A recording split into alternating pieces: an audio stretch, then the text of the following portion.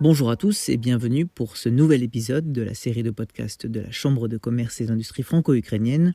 Vous êtes avec Sébastien Gobert. Je suis très heureux de vous retrouver et d'accueillir mon invité, que beaucoup d'entre vous connaissent déjà, Jean-Jacques Hervé. Bonjour Jean-Jacques. Bonjour. Jean-Jacques, vous êtes évidemment le vice-président de la CCIFU. Je ne vais pas énumérer toutes les casquettes que vous avez collectionnées au fil du temps. Juste me contenter de souligner que vous êtes aujourd'hui un expert indépendant en matière agricole et une référence incontournable pour ces questions liées en particulier à l'Ukraine et à la Russie. Alors je vais commencer par une question très générale. Comment se profile l'année 2021 pour l'Ukraine ? Écoutez, autant qu'on puisse faire des pronostics sur le futur, pour le moment, l'année 2021 se présente bien pour l'Ukraine. La demande mondiale ne baisse pas. Au contraire, il y a même nécessité de reconstituer des stocks en grains dans différents grands pays consommateurs d'Asie, du pourtour méditerranéen. La saison a l'air de commencer correctement sur le plan du climat, de la météo, et les cours mondiaux sont plutôt bons. Ils ne resteront pas éternellement parce qu'ils ont été largement dopés par les aléas de la production de l'année 2020 qui ont fait gonfler les cours, montrant une fois de plus l'insuffisance caractérisée des capacités de régulation par les stockages intermédiaires des marchés mondiaux, et donc confirmant leur caractère extrêmement spéculatif. Je veux dire que là, on est dans une bonne conjonction, mais ça n'est pas quelque chose de durable. On pourrait très bien avoir un renversement du contexte commercial pour les produits agricoles. Et si on observait un tel renversement de situation, est-ce que l'Ukraine serait prête à faire face ? Écoutez, l'Ukraine est largement prête à faire face. Ce qui est frappant en Ukraine, en deux mots, c'est que c'est un pays aujourd'hui de 30-32 millions d'habitants, qui en a quand même perdu donc beaucoup depuis l'indépendance du pays, beaucoup, qui a une superficie agricole qui lui permettrait d'en nourrir à peu près 200. Donc l'agriculture ukrainienne et l'Ukraine est fondamentalement un pays exportateur. Fondamentalement. Et c'est un pays exportateur de commodities, donc de grains, de soja, d'huile, principalement. Les productions d'IMAL ont considérablement décliné. La production de sucre s'est ratatinée aux besoins domestiques à quelques toutes petites exportations près, alors que l'Ukraine était le fournisseur de sucre de l'espace soviétique. Et donc l'agriculture ukrainienne s'en sortira, parce que dans un renversement de situation, ça sera dur, mais la population pourra continuer de se nourrir, il n'y aura pas de difficulté majeure. C'est le retour de devises qui souffrira, parce que les exportations agroalimentaires rapportent des devises pays, parce qu'elles justifient, c'est à peu près le seul secteur qui justifie aujourd'hui un niveau significatif d'investissement étranger, qui sont nécessaires non seulement pour assurer le fonctionnement de base de l'économie du pays, mais aussi pour assurer les grands équilibres financiers, la valeur de la monnaie. Donc je pense que l'Ukraine est dépendante des marchés mondiaux, mais les marchés mondiaux sont également dépendants de ces nouveaux fournisseurs importants que sont aujourd'hui l'Ukraine et bientôt la Russie, à 2 pas des marchés d'importation. Mais si l'on parle d'investissement justement dans le domaine agricole, on parle en général d'irrigation, on parle aussi d'augmenter les capacités de transformation des matières premières. Est-ce que ces investissements sont suffisants pour moderniser l'agriculture ukrainienne ? Ce qui se passe en Ukraine depuis les années 2000, c'est essentiellement l'adoption des technologies qui ont fait leurs preuves dans l'agriculture intensive occidentale. Donc l'Ukraine fonctionne parce que son marché s'est ouvert aux grandes semences d'hybrides qui ont ouvert des perspectives de rendement, à la mécanisation moderne qui permet d'augmenter l'efficacité du travail, de mieux passer dans les fenêtres de temps, de climat, de météo qui sont favorables à l'agriculture. Et donc, c'est une agriculture qui s'est en quelque sorte déracinée du contexte scientifique, technique, technologique, qui était celui de l'Ancien Régime. Donc, elle a changé, l'agriculture ukrainienne a changé de référence génétique, elle a changé de référence mécanique. Mais elle n'a pas changé véritablement aujourd'hui encore l'appareil de recherche agricole qui doit normalement soutenir ces innovations et ces agricultures. Donc les investissements qu'aujourd'hui l'Ukraine consent sont des investissements qui vont dans le sens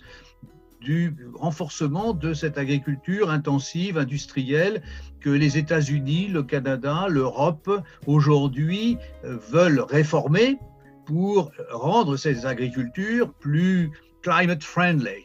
Et l'Ukraine est un peu à l'écart de ça. Elle vit sur une lancée qui est celle de ses voisins, anciens fournisseurs d'une certaine manière, et je ne la vois pas encore amorcer la mutation qu'elle devra à un moment ou à un autre prendre pour rester productive, rester exportatrice, parce que c'est capital et parce que les conditions géographiques, climatiques et démographiques offrent à ce pays la possibilité d'être un grand fournisseur de matières premières agricoles dans un monde qui aura faim, de plus en plus faim. Donc je vois pour le moment qu'on fait des investissements de type classique. Il y a eu effectivement, une sensibilité à l'eau. L'Ukraine était beaucoup plus irriguée qu'elle ne l'est aujourd'hui il y a 30 ans. Donc je pense qu'en effet, l'irrigation, c'est un secteur important d'investissement, mais je pense que ce serait plus efficace encore si cet effort s'accompagnait d'investissements dans la recherche de plantes résistant mieux aux aléas climatiques et si on avait une meilleure, on approfondissait davantage la valorisation du biotope exceptionnel des sols ukrainiens. Et là, je pense en particulier à une grande exploitation qui s'appelle Agroecologia, qui est dans la région de Mirgorod, le bassin de Gogol, hein, qui fonctionne en bio depuis 1972, je crois, sur près de 10 000 hectares, et qui est un modèle exceptionnel pour essayer de comprendre ce qui se passe, quoi, hein. Jean-Jacques, dans le contexte actuel, la politique de modernisation du gouvernement ukrainien passe, pour beaucoup, par l'ouverture programmée du marché du foncier. Je rappelle que c'est prévu pour le 1er juillet, donc c'est très bientôt. Est-ce que vous pensez que cette mesure puisse vraiment motiver une augmentation massive du niveau d'investissement dans l'agriculture ukrainienne ? Je suis très, très partagé sur cette question, parce que chacun sait que la propriété de la terre est un facteur de stabilisation de l'exploitant sur sa terre. Je ne pense pas que ce raisonnement s'applique mutatis mutandis à une exploitation de 200 000 ou 500 000 hectares. Le sentiment de propriété ne peut pas être le même. Il est impossible qu'un homme puisse faire le tour de 500 000 hectares autrement que par un survol satellitaire. Par ailleurs, si l'on parle d'investissement, dans un pays où l'investissement autonome est limité et où l'attractivité de l'investissement n'est pas si forte que ça, sinon il y aurait beaucoup plus d'investissements qu'il y en a actuellement. Ça ne me paraît pas de bon sens d'immobiliser des rares capacités d'investissement dans l'acquisition d'un bien qui est là et qui est exploité depuis de nombreuses années. Moi, personnellement, je pense qu'il serait plus raisonnable de faire un inventaire réel, honnête, de qui gère quoi et pour savoir quels sont les prix effectivement pratiqués pour la location du foncier agricole. Je pense que la solution de la location n'est pas une solution absurde. C'est une solution qui permet d'éviter une immobilisation de capital au bénéfice par conséquent d'autres investissements, tout aussi importants que la détention du terrain. Et par ailleurs, je constate que la corruption sur les enregistrements, sur tout ça, continue d'exister. Si l'état du droit dans le pays était plus assuré, je serais moins inquiet. Là, je suis un peu inquiet. Voilà.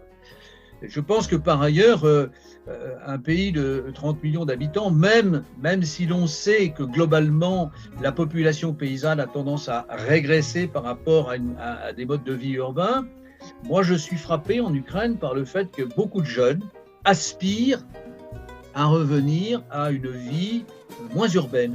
Je suis frappé par mon ami Alexandre Jouraviel qui a monté un groupe de jeunes qui ont envie de s'installer pour devenir producteurs agricoles et producteurs de produits alimentaires. Ces jeunes-là ne sont pas forcément capables de mobiliser aujourd'hui les moyens financiers pour l'acquisition du foncier, alors qu'ils pourraient être stabilisés sur un accès à des exploitations viables avec des objectifs tout à fait défendables de production organique, de production écologiquement responsable. Et par ailleurs, comme Européen, je me dis, bon, l'Ukraine cogne à la porte de l'Europe. Oui, moi j'ai envie que l'Ukraine rentre dans l'Europe. Et donc je me dis qu'on ne peut pas, l'Ukraine ne doit pas pouvoir évoluer vers un système argentin à côté de l'Europe. D'après ce que je comprends, vous ne pensez pas que cette loi puisse avoir le caractère révolutionnaire qu'on lui prête? Je m'attends à ce que cette loi ait le même avenir que la même loi qui a été adoptée en Russie en 2003, qui ne s'est pas traduite par la privatisation intégrale du foncier agricole russe. Dans les discussions que j'ai avec un certain nombre de responsables de grandes exploitations, je ne sens pas un appétit farouche pour profiter de la loi sur le foncier. Je leur donne raison, il me semble qu'il y a des priorités. L'irrigation, par exemple, n'exige pas nécessairement la propriété du foncier. Il n'y a que les gens de la Banque mondiale qui pensent ça. Et si leur solution dans le monde était aussi exceptionnelle, ça se saurait. Si on a un droit d'usage du foncier stabilisé dans un état de droit, on peut parfaitement installer un réseau d'irrigation et faire courir, en cas de cessation d'activité, en cas de transfert du droit d'exploitation, les échéances liées à un investissement lourd vers les autres. Et si l'on cède et qu'on a investi dans un réseau d'irrigation, dans un réseau d'amélioration foncière, le droit presque partout dans le monde autorise le transfert de la part non amortie de l'investissement sur le nouveau preneur. Ce sont des remarques très intéressantes. Et sur quoi, selon vous, l'Ukraine devrait-elle appuyer pour vraiment opérer un changement qualitatif? Je pense que l'Ukraine a un rôle mondial à jouer dans l'agriculture, mais je pense aussi que l'Ukraine aurait avantage à revoir assez profondément la gestion des services de biens communs. L'eau, la qualité de l'eau, c'est largement dépendant de l'agriculture et des forêts. Et donc aujourd'hui, les systèmes de gestion de la ressource en eau sont assez pauvres en Ukraine. Ce sont des perspectives extrêmement intéressantes et extrêmement importantes à mon avis pour l'Ukraine. Et très proches d'une gestion raisonnée des ressources naturelles. Et du point de vue des relations franco-ukrainiennes dans l'agriculture, comment est-ce que vous voyez les choses? Je pense qu'il y a beaucoup de choses à faire. Je pense que les Français auraient à gagner, à mon avis, à développer des partenariats de professionnels à professionnels, entre professionnels de l'agriculture d'Ukraine et professionnels de l'agriculture française et européenne. Je pense que ces partenariats de professionnels seraient plus efficients que les relations purement institutionnelles. Et je sais de quoi je cause, parce que j'ai été conseiller agricole, donc un représentant de l'État, et je pense en particulier que le potentiel d'exportation de l'Europe peut être menacé par les capacités d'exportation de la Russie, de l'Ukraine principalement. Et donc je pense que l'intelligence voudrait, alors c'est un peu naïf peut-être de ma part, mais que des professionnels de l'agriculture, c'est-à-dire des producteurs agricoles, quelle que soit leur taille, comprennent qu'ensemble, ils seraient plus forts. Il faut doubler la production agricole dans les 20 ans qui viennent, sur un territoire qui se réduit du fait de l'augmentation des superficies urbanisées et industrielles, qui va se réduire sous l'effet des changements climatiques, et donc qui va imposer que partout, on puisse obtenir les meilleurs volumes de production par unité de production. Et donc, pour moi, il est évident qu'il faut pouvoir s'entendre, se dire, on va valoriser les points forts qu'on peut avoir les uns les autres, l'expérience peut-être de l'Europe, la fiabilité de son régime des contrats, du droit. En mélangeant atouts des uns et atouts des autres, on pourrait sauver les deux. Eh bien, c'est sur ce message inspirant que nous allons nous quitter. Merci infiniment, Jean-Jacques Hervé. Eh bien, merci Sébastien. À bientôt. Et merci à tous d'avoir écouté ce nouvel épisode de la série de podcasts de la Chambre de commerce et d'industrie franco-ukrainienne. C'était Sébastien Gobert. À très bientôt pour une nouvelle conversation.